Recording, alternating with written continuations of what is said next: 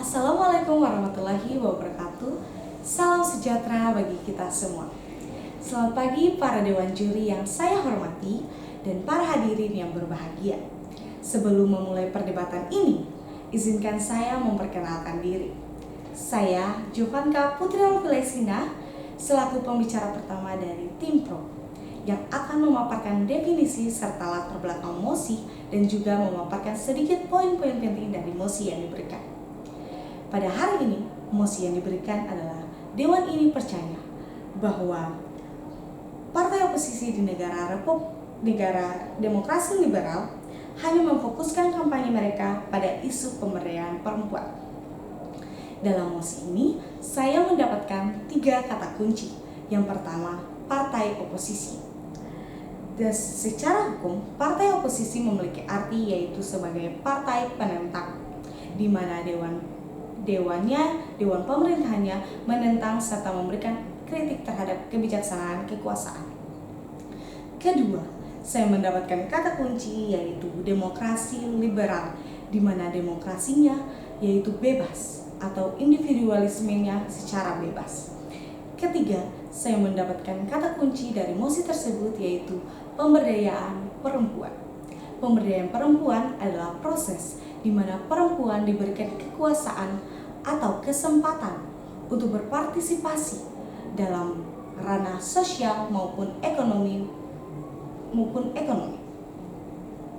Kembali ke mosi, saya sebagai perempuan sangat menyetujui mosi ini karena partai oposisi dalam demokrasi liberal memiliki tanggung jawab untuk mewakili aspirasi suara rakyat yang mungkin terabaikan oleh pemerintah. Dalam hal ini, isu pemberdayaan perempuan menjadi sangat penting untuk diangkat ke permukaan. Untuk itu, partai oposisi harus memfokuskan kampanye mereka pada isu pemberdayaan perempuan, karena perempuan merupakan kontributor kunci dalam pembangunan masyarakat. Tetapi perempuan seringkali terpinggirkan. Di banyak negara, kesetaraan gender sangat mencolok, mulai dari kesempatan pendidikan maupun upah dalam pekerjaan yang tidak setara dalam pekerjaan. Pemberdayaan perempuan, partai oposisi terhadap pemberdayaan perempuan menunjukkan komitmen mereka terhadap perbaikan yang nyata di kehidupan. Karena perubahan positif dalam hidup perempuan berdampak pada akhirnya pada stabilitas dan kemajuan ekonomi nasional. Pentingnya partai oposisi dalam isu pemberdayaan perempuan dapat kita lihat pada kesetaraan yang lebih adil dalam politik. Di sebagian negara demokrasi liberal, perempuan seringkali kurang terlihat dalam kursi-kursi kekuasaan atau kurang terwakili dalam kursi-kursi kekuasaan. Ketika partai oposisi memfokuskan diri mereka pada isu pemberdayaan perempuan ini, mereka tidak hanya berusaha menambah jumlah perempuan yang akan duduk pada kursi-kursi pemerintahan, tetapi juga menciptakan kebijakan atau yang lebih inklusif untuk responsif, yang lebih setara dan beragam. Karena dengan keadilan yang setara dapat menghasilkan keputusan yang lebih baik, karena kebijakan yang dihasilkan mencerminkan realitas dan kebutuhan berbagai kelompok di masyarakat. Isu pemberdayaan perempuan memiliki daya tarik yang luas, baik dalam tingkat nasional maupun internasional.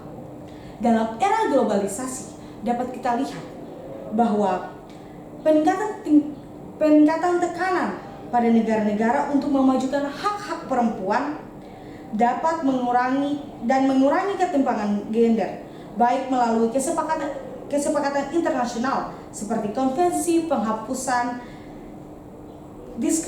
diskriminasi terhadap perempuan. Dengan mengadopsi pemberdayaan perempuan sebagai fokus kampanye, partai oposisi tidak hanya sejalan dengan tren global, tetapi juga menunjukkan bahwa mereka siap mengambil langkah konkret untuk memperbaiki situasi perempuan di dalam negeri.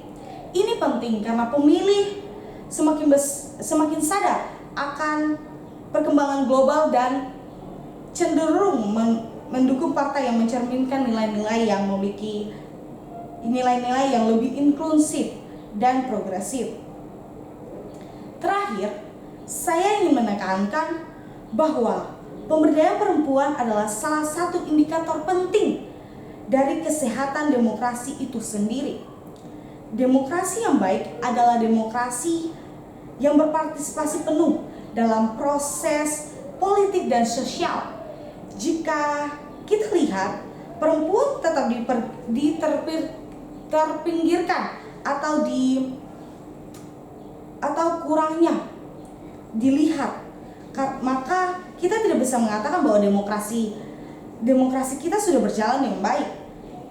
Demokrasi yang baik pasti harus semuanya setara, baik laki-laki maupun perempuan.